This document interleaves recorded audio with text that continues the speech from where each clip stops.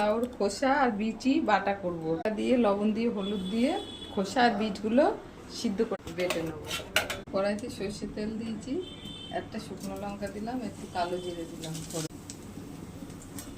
কালো জিরে শুকনো লঙ্কা গরম হয়ে গেছে, এবার পেস্টটা দিয়ে দিলাম। মধ্যে লবণ হলুদ দিয়ে আছে, আমি নিরামিষ করছি। অল্প একটু চিনি দিলাম, পেঁয়াজ করলেও ভালো লাগবে, আমি খালি নিরামিষ কাটা। একটু হলুদ দিয়ে দিলাম, লবণ দিলাম। এবার তালবো, শুকনো শুকনো হয়ে গেলে নামিয়ে দেবো।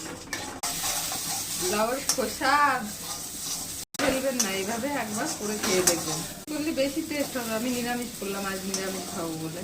লাউয়ের খোসা আর বীজ বাটা তুলে নিলাম।